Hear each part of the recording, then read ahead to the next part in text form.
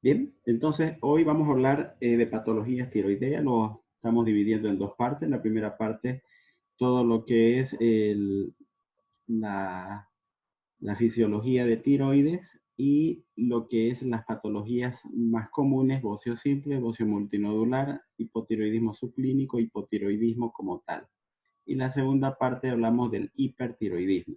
Bueno, y quiero que sepan que cuando hablamos de patología tiroidea, la primera parte que le acabo de comentar, esto se puede dar de forma secuencial o se puede dar de forma aislada. ¿Qué significa? Que un bocio simple puede desencadenar a un bocio multinodular y un bocio multinodular puede dar opción a un hipotiroidismo subclínico y un hipotiroidismo subclínico puede manifestarse posteriormente como un hipotiroidismo clínico como tal o puede presentarse y mantenerse de forma aislada y puedo yo controlar y revertir esa situación.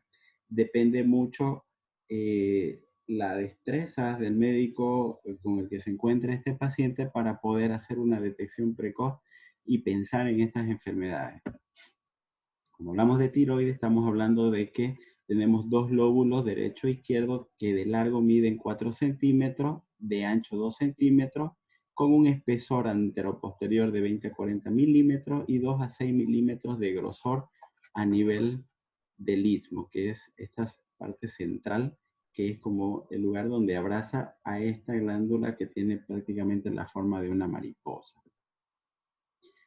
La glándula tiroides influye en el índice metabólico de todos los tejidos gracias a la liberación de sus hormonas, la T4 conocida como tiroxina y la T3 la triiodotironina. Haciendo repaso de lo que habíamos hablado la semana pasada, habíamos dicho que a nivel del hipotálamo es donde se libera hormonas liberadoras hacia la hipófisis, donde se van a liberar hormonas estimulantes hacia la glándula y en la glándula es donde se van a producir y liberar las hormonas como tal. Es importante que me capten este circuito.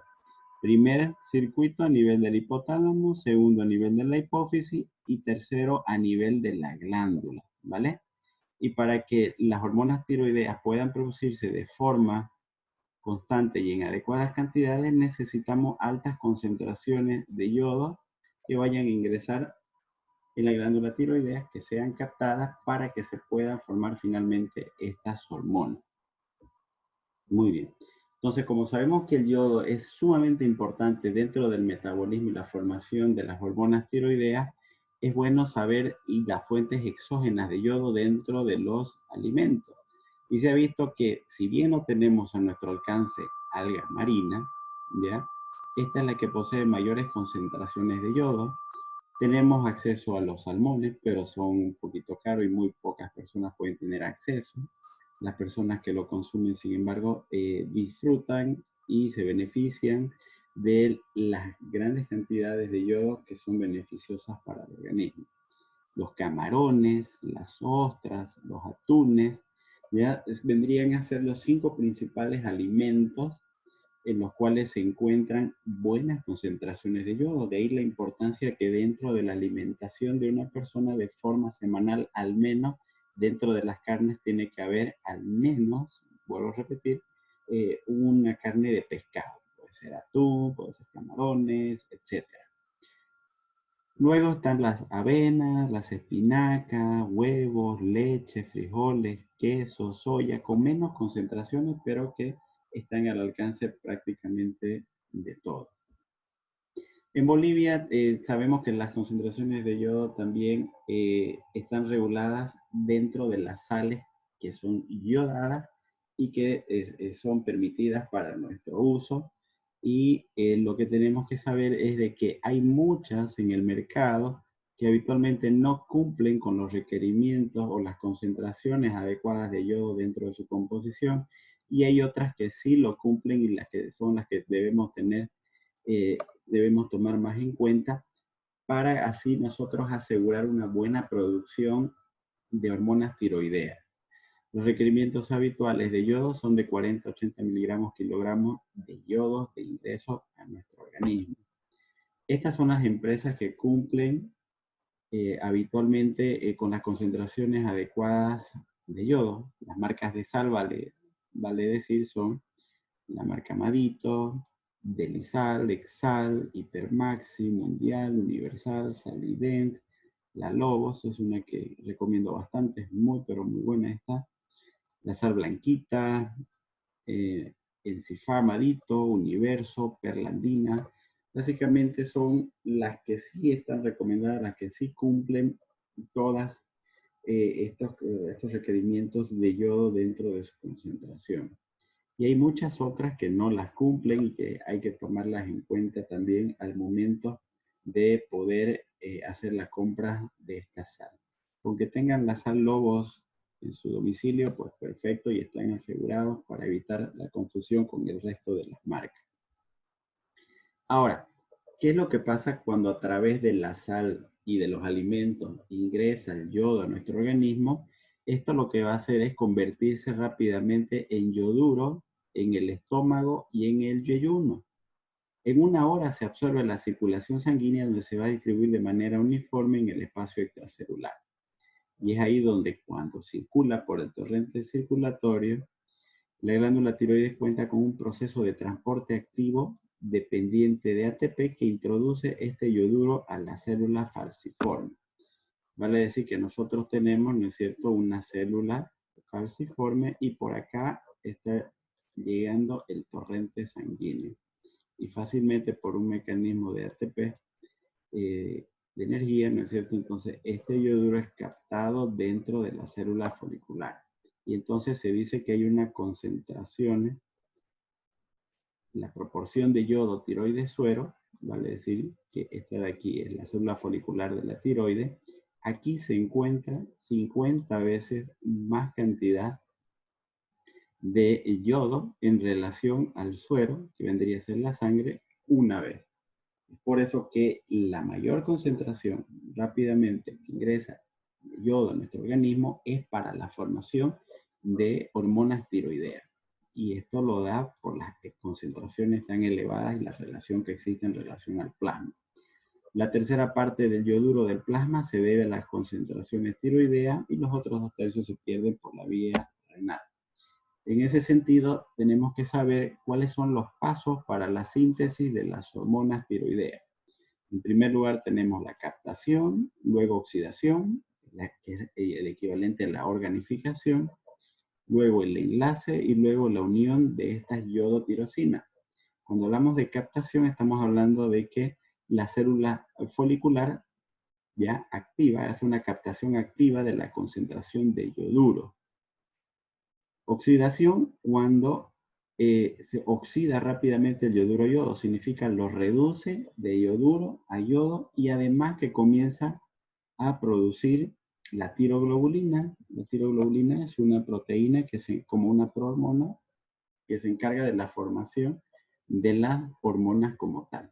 Luego ocurre el enlace de este yodo que se ha oxidado y con los residuos de la tirosina en la tiroglobulina son los que van a dar finalmente la unión de estas yodotirosinas, vale decir, de monoyodotirosina con diyodotirosina van a formar una triyodotirosina. Y cuando se forman dos moléculas de diyodotirosina, pues entonces estamos hablando de una molécula de tirosina que es la T4. Aquí es amplificado, entonces aquí tenemos un vaso sanguíneo y habíamos dicho que ingresa el yodo bajo la forma de yoduro. Una vez ocurre la captación del yoduro dentro de esta célula folicular, habíamos dicho que este yoduro que ingresa rápidamente va a oxidarse, y oxidarse significa reducirse de yoduro a yodo. Y una vez ocurre este proceso de oxidación, inmediatamente también comienza a producirse la síntesis de tiroglobulina. Una vez ocurre esta oxidación de yoduro a yodo, entonces es aquí donde se van a formar los enlaces de yodo con la tirosina, esto con la finalidad de comenzar a producir monotirosina y diyodotirosina. Entonces ya una vez se forman hay esa unión, entonces finalmente comienza a haber un enlace entre las moléculas de monoyodotirosina con diyodotirosina para formar triyodotirosina, o cuando hay dos moléculas de cada una de diyodotirosina, finalmente se forma la tirosina. y finalmente por un mecanismo de endocitosis, entonces esta hormona pasa nuevamente al torrente circulatorio para tener su efecto sobre todas las células del organismo. Entonces, cuando el transporte de yodo es defectuoso o alguna enfermedad o fármaco altera la oxidación a yodo, entonces ocurre aquí el bocio o hipotiroidismo. No se olviden que tiene que haber este proceso de oxidación de yoduro a yodo para que finalmente puedan formarse las moléculas de la tiroglobulina, unión de la tirosina y monoiodotirosina, biotirosina, para que finalmente estas hormonas salgan a la periferia. Pero si no ocurre esa situación, pues significa de que va a haber poca cantidad de hormona tiroidea circulante. Y que habíamos dicho que cuando hay poca cantidad de hormona tiroidea circulante, este se convierte en un mecanismo para estimular al hipotálamo a que libere hormona estimulante de la tiroides y este nuevamente vaya y estimule a la glándula para que acelere la producción de hormonas tiroideas. Y así se comienza a ver un mecanismo de feedback para producir mayores cantidades de hormona tiroidea. Entonces, ¿qué es lo que se está estimulando todo el tiempo? La TSH. Grábense eso porque esto es importante en adelante. Hay otros agentes antitiroideos que lo vamos a ver cuando hablemos del hipertiroidismo. Ahí está el propiltiuracilo, está el metamizol, carbimazol. Estos bloquean la oxidación del yoduro a yodo por inhibición competitiva de las peroxidasas. Entonces, es por eso de que llegó a un estado eutiroideo cuando administro estos medicamentos para controlar la hiperfuncionalidad a nivel de la tiroides. Las dosis altas también de yoduro también bloquean la captación de yodo. Es como que si se sobrecargara de tanta cantidad de yodo que finalmente termina ejerciendo una menor funcionalidad. También tiene un efecto antitiroideo porque bloquea la proteólisis que se produce durante la liberación de la hormona tiroidea. Ni el exceso ni la deficiencia son buenos. Los extremos, como ustedes saben, son malos. Siempre en concentraciones adecuadas, todo va de maravilla. La T4 y la T3 entonces son las que se unen a la tiroglobulina y se almacenan en el coloide de los folículos tiroideos. Y a requerimiento de nuestro organismo es que se van liberando por este proceso que les mencioné de endocitosis. Aquí hay dos efectos que tienen que conocerlos que son comunes, ¿listo? Que es el efecto de Bolshakov y el efecto de Jod-Vaselov. Las características en ambas es que ambas son por un exceso de yodo, pero les voy a mencionar la diferencia. En el efecto de Bolshakov significa de que yo doy dosis elevadas de yodo, pero sin embargo mi organismo lo toma como una sobrecarga muy brusca de yodo y bloquea la oxidación y entra en un estado de hipotiroidismo transitorio. Significa esto hipotiroidismo por exceso de yodo, en otras palabras.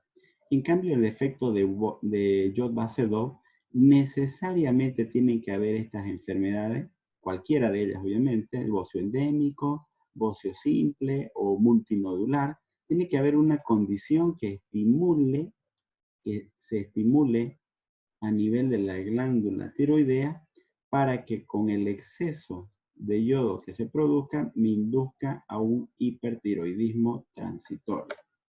¿Vale? Entonces, esto hay que también conocerlo. Ahora, ¿cuáles son esas enfermedades de la glándula tiroides en base al conocimiento que les acabo de mencionar? El primero que tienen que conocer es el bocio simple. Y habitualmente estas enfermedades tiroideas suelen ser mucho más frecuentes en las mujeres. Más del 60% de aquellas mujeres que tienen el simple hecho de sobrepeso ya las predispone a que puedan tener esta enfermedad. Y no es más que la presencia de un bocio difuso con una funcionalidad tiroidea normal. Son aquellas que tienen el cuellito bastante ancho o tienen un cuello corto, ¿ya? Y básicamente le hacen pruebas de función tiroidea y están normal. Es evidente, comenzó a crecer un poco más la glándula tiroidea, pero rápidamente mi organismo compensó en la producción hormonal y se detuvo. Es por eso que se creció la glándula, pero todavía fue capaz la glándula de compensar aquella quizás deficiencia de yodo que existió y se delimitó para que exista el término. Sin embargo, lo que tienen que saber bien, pero bien claro, es de que la función tiroidea, cuando la medimos, es normal. Es normal. Así como también la hormona estimulante de la tiroides. La causa principal son la deficiencia de yodo o la ingesta de bociógenos. Y hablando de la ingesta de bociógenos, entonces, a partir de aquí vienen dos ciudades en las que habitualmente es común esta enfermedad o fue común en su tiempo, en su momento. Y una de las principales ciudades se encuentra aquí en Santa Cruz y es Cotoca. La palabra Cotoca es por eso que deriva de la primera parte que significa coto, ¿ya?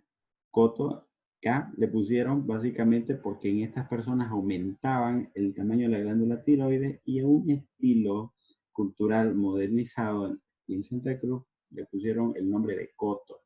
Y entonces, y esto se debía a que consumían bastante yuca, hacían bastante masaco de yuca, y la yuca lo que hace habitualmente es bloquear la oxidación del yodo. Entonces, aquellas personas que consumen bastante yuca, pues están totalmente predispuestos en el tiempo no solo a tener un bocio simple, sino otras enfermedades que vamos a ver en adelante de la tiroides.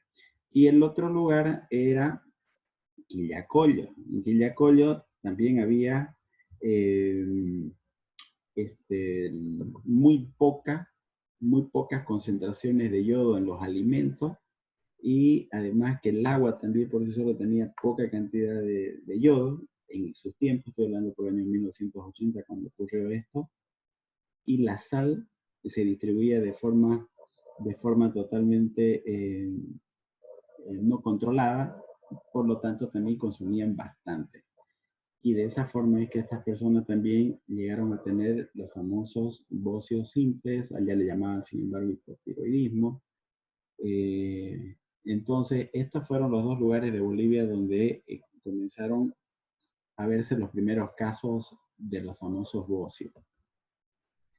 Las figuras públicas también a nivel internacional son también reconocidas y nadie se salva de poder tener alguna de estas enfermedades. Aquí ustedes se recuerdan Ronaldo, aquí con su bocio. Y esto se produce cuando uno o más factores alteran la normal producción de las hormonas tiroideas, lo que hace que la glándula tiroides sea más sensible al efecto estimulador de la TSH.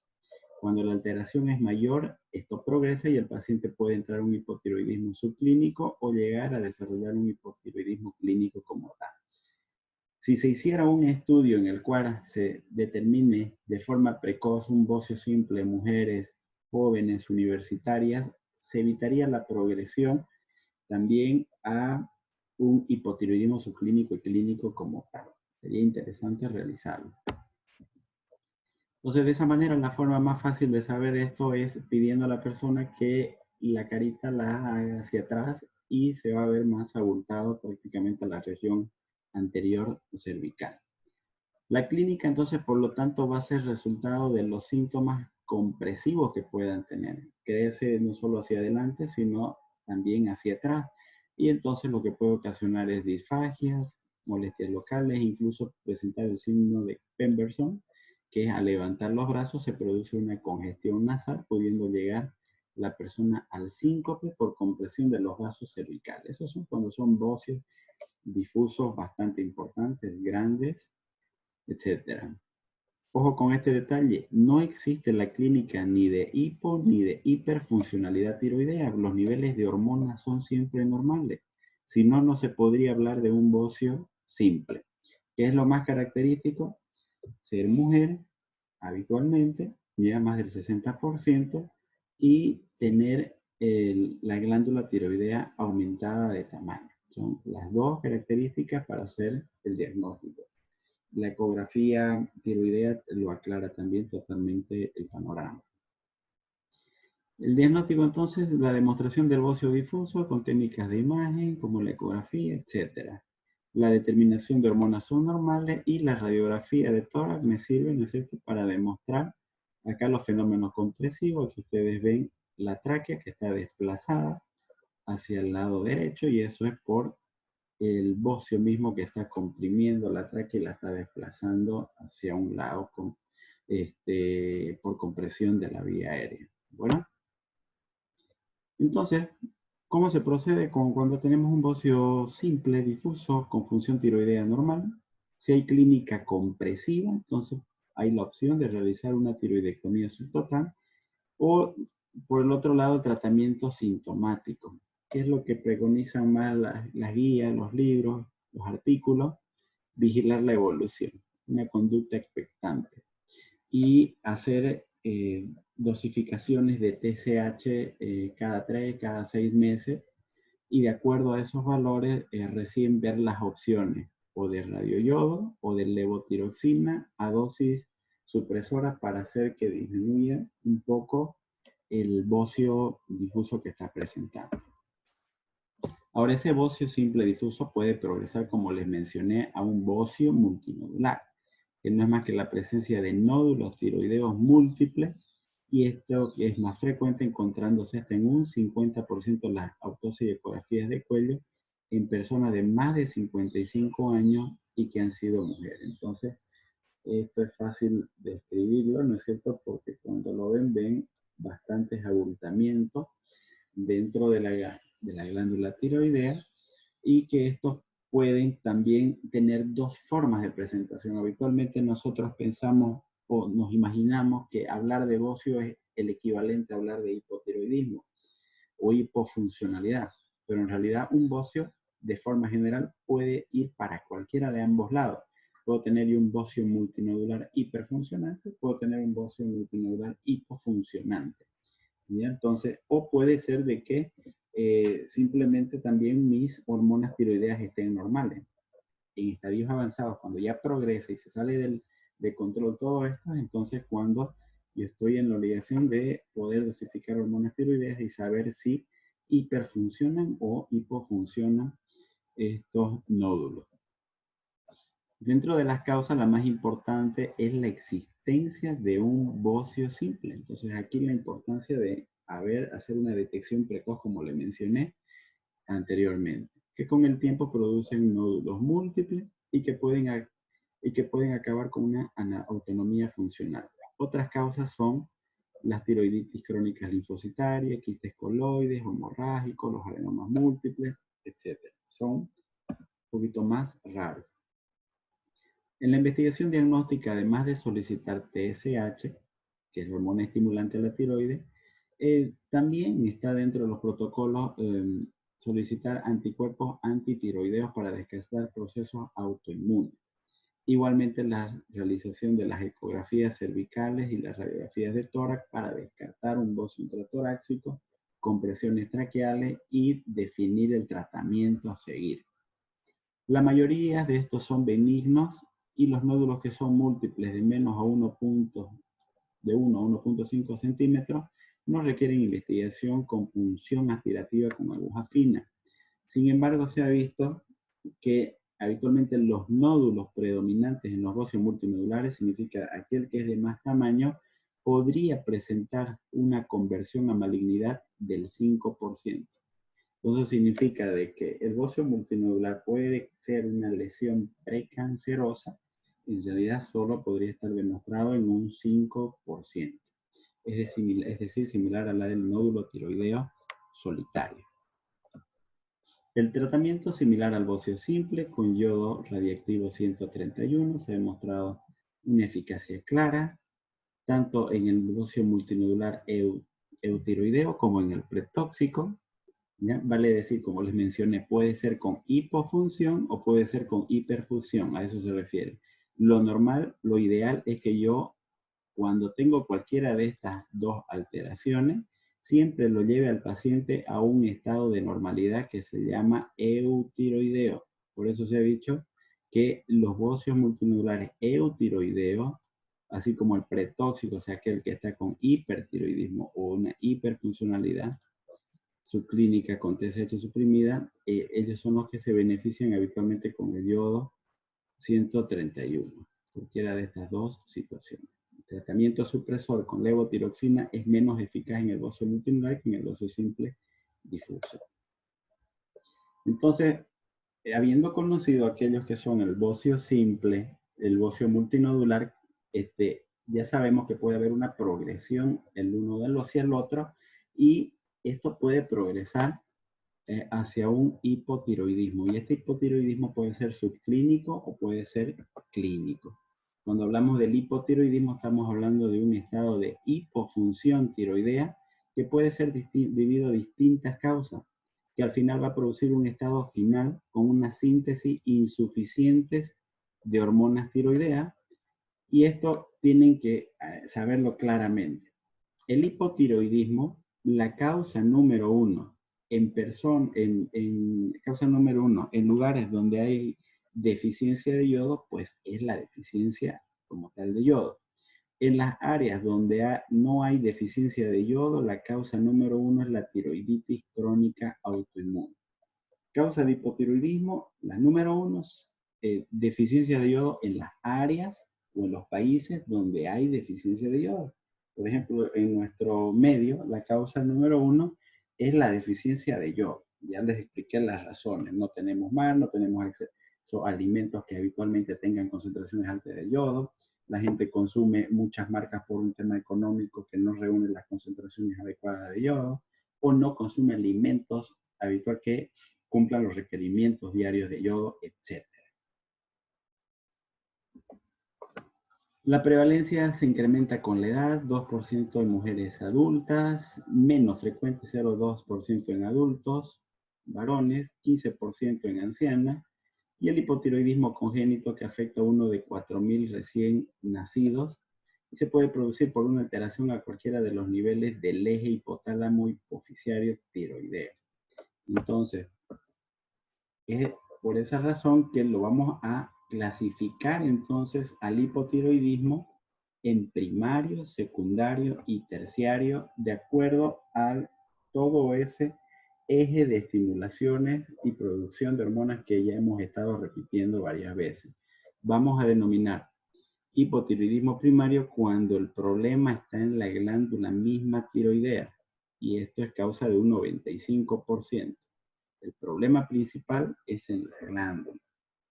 El hipotiroidismo secundario, también llamado central, el problema principal es en la hipófisis. Y el hipotiroidismo terciario, el problema principal es ¿en dónde? En el hipotálamo. Hasta ahí pareciera que fuera fácil, ¿no es cierto? Primario la glándula, secundario hipófisis, terciario hipotálamo. Y de acuerdo al tiempo se lo puede clasificar en congénito y adquirido, ¿vale?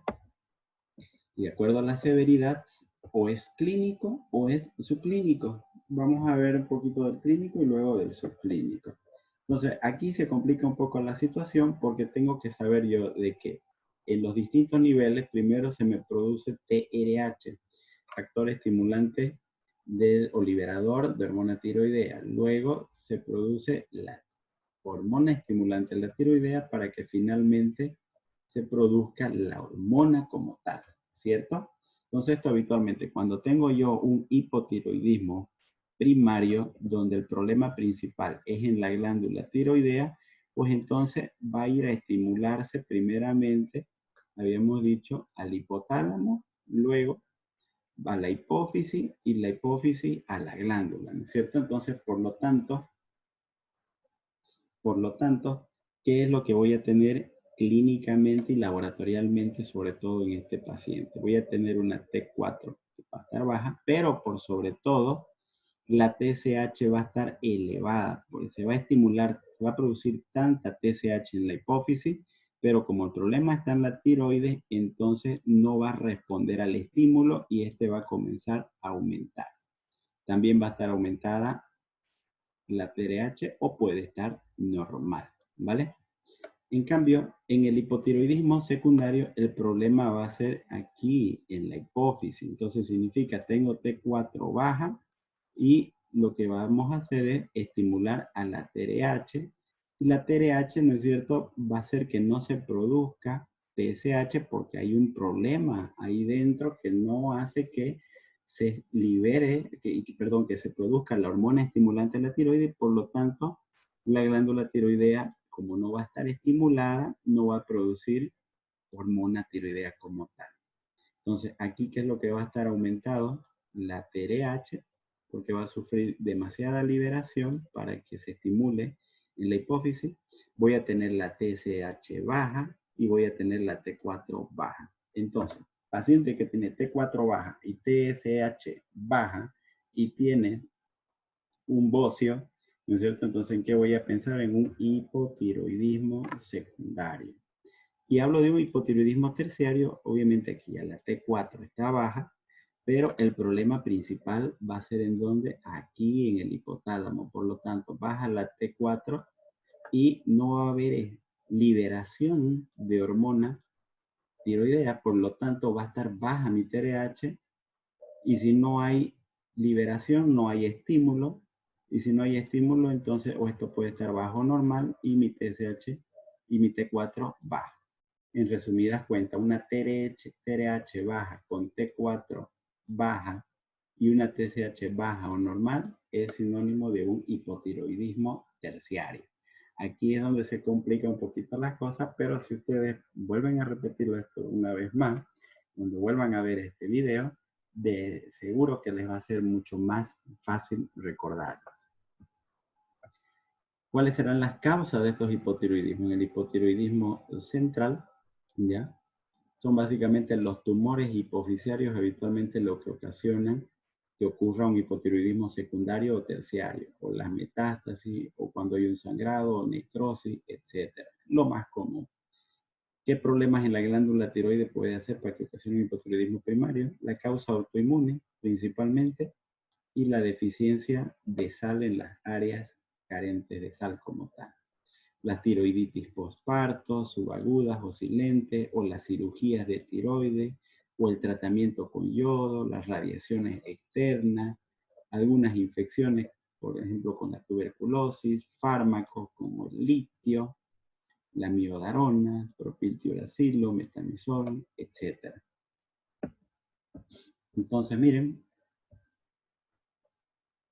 cuando tenemos un problema a nivel terciario, el problema está básicamente a nivel del hipotálamo, ¿no es cierto? En toda esta región de acá.